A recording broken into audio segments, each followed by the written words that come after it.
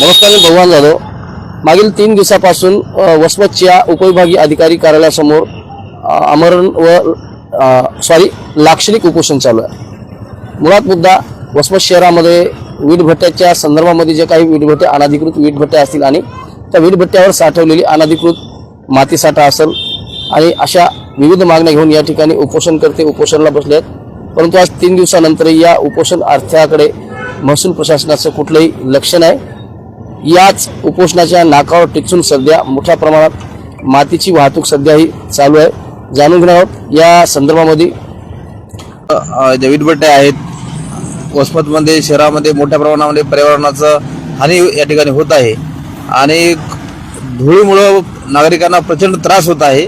हा मुद्दा उचलल्याबद्दल या कार्यकर्त्यांचं मी मनपूर्वक अभिनंदन करतो. त्यांना त्यांच्या या आंदोलनासाठी आम्ही पाठिंबा जाहीर करतो.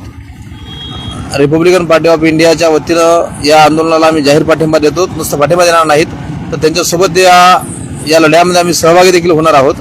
विषय फार महत्त्वाचा आहे.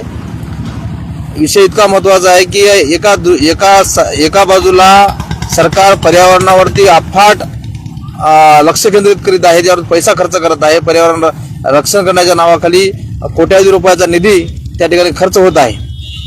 एक सेपरेट मंत्रालय देखील पर्यावरणात सरकारने केलं आहे. परंतु आमच्या जिल्ह्यामध्ये आमच्या शहरामध्ये या ठिकाणी पर्यावरणाची एवढी मोठ्या प्रमाणामध्ये हानी होत आहे. धुळीमध्ये मातीचे कण प्रचंड प्रमाणामध्ये मिसळले आहेत.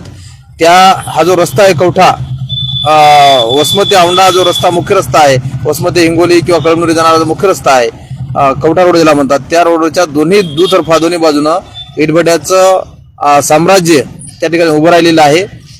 आणि धूळ एवढ्या मोठ्या प्रमाणात आहे की बाईकवरती बिना चष्म्याचा माणूस तिथं प्रवास करू शकत नाही. ज्या मोठ्या मोठ्या गाड्याला काच नाहीत त्या बसमधल्या प्रवाशाला त्याचा त्रास आहे, येणारा त्रास आहे. आणि कवठा रोडच्या आजूबाजूच्या सर्व ज्या लोकांच्या वस्त्या आहेत त्या वस्त्यांना देखील त्याचा त्रास आहे. त्याच्यासोबतच शेतकऱ्यांना देखील त्रास आहे. शेतकऱ्यांच्या शेताच्या पिकं जे आहेत त्या पिकावरती त्या वीटभट्ट्यांची जी राख आहे हळद उडलेली, त्याच्या राखेवरती 1-2 सेंटीमीटरचे थर त्या पिकाच्या पानावरती आहेत. म्हणजे एका शेतकऱ्यानं आम्हाला सांगितलं की हळद खालून जमिनीमध्ये हळद ग्रोथ पकडीत नाही, मोठी होत नाही, फार छोटे छोटे हळकून निघत आहेत. पण इतका विपरीत परिणाम जमिनीवरती पिकावरतीचा होत आहे, माणसावरती होत आहे. अनेक लोकांना श्वसनाचे आजार जडलेले आहेत, दमाचे आजार जडलेले आहेत, डोळ्याचे प्रॉब्लेम मोठ्या प्रमाणामध्ये आहेत. तुम्ही पाहत असाल की वसमतमध्ये सगळ्यात जास्त काय म्हणतात डोळ्याचे तपासणी शिबिर होतात, ऑपरेशनचे कॅम्प लागतात. त्याचं कारण आहे की हे जे वीटभट्टे आहेत, वीटभट्ट्याचे धूळ आहे, मातीचे कण आहेत, हे त्याचं प्रमुख कारण आहे. त्याच्यामुळं आमचं इथल्या सरकारला प्रशासनाला जाहीर आव्हान आहे, विनंती आहे. पहिल्यांदा आम्ही विनंती करत आहोत की इथल्या महसूल प्रशासनानं आपल्या कार्यक्षेत्रात असलेल्या या विषयाकडे गांभीर्यानं पाहावं आणि तातडीनं जे काही बेकायदेशीर जो कार्यक्रम सुरू आहे त्याला लगाम घालावा. जर प्रशासनाच्या बसची जर बात नसेल, इथल्या महसूल प्रशासनाला जिल्ह्याच्या जे डेप्युटी कलेक्टर साहेब आहेत, तहसीलदार साहेब आहेत, यांच्या जर बसची बात नसेल किंवा यांच्यापेक्षा इथले जे मातीचे वीटभट्टीचे माफिया जे आहेत, माती वाहून येणारे माफिया आहेत, त्याला आपण वाळू माफिया, माती माफिया, मरू माफिया जे म्हणतो, हे माफिया जर प्रशासनापेक्षा जर वरचढ असतील तर इथल्या तहसीलदारांना, जिल्हाधिकाऱ्यांना आमची विनंती आहे की तुमची जर कुवत नसेल या पदावर राहून कारभार करण्याची तर तुम्ही तुमचे राजीनामा द्या किंवा बदल्या करून घ्या. इथून तुम्ही जा. इथला एखादा सक्षम अधिकारी आल्यानंतर तो इथं काम करील. इथं आम्ही दोष इथल्या राजकारणाला देत नाही, इथला दोष आमचा ह्या प्रशासनावरती आहे. प्रशासनाचे अधिकारी हे नेवार बोट ठेवून काम करत नाहीत. त्यामुळं माफिया राजला इथं ऊत आलेला आहे किंवा माफिया राज माजलेला आहे.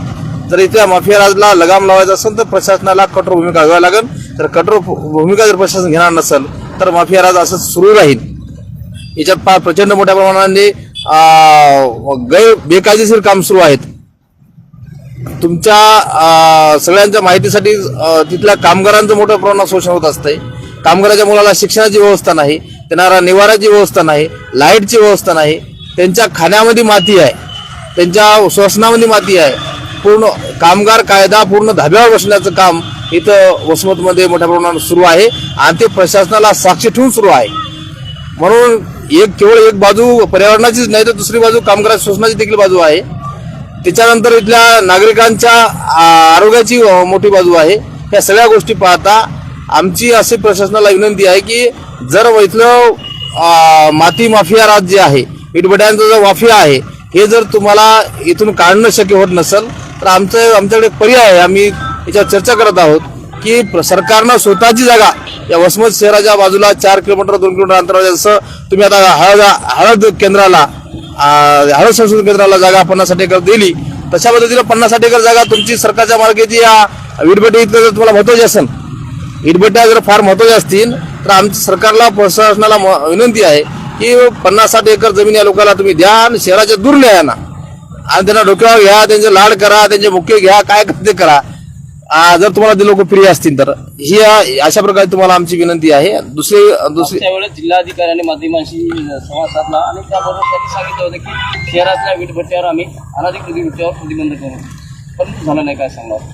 मी ते सांगलं की हे यांचे एकतर फार प्रिय असले पाहिजेत, फार जवळचे असले पाहिजेत, यांचे नातेवाईक असले पाहिजेत. हे माफिया सगळे वीटभट्ट्यावाले बेकायदेशीर काम करणारे ज्यांचं म्हणजे बेकायदेशीर आहेत वीटभट्ट्या, हे त्यांचे असले पाहिजे. किंवा मग एकतर यांच्या अवकादीच्या बाहेर, यांच्या क्षमतेच्या बाहेरची ती गोष्ट असली पाहिजेत. किंवा ज्याला एखादा वरचा कोणातरी वरदास्त त्यांच्या डोक्यावरती असन माफियाच्या, त्याच्यामुळं प्रशासन त्याच्यावर कारवाई करू शकत नाही. हा विषय आजचा नाही, गेल्या अनेक वर्षाचा हा विषय आहे.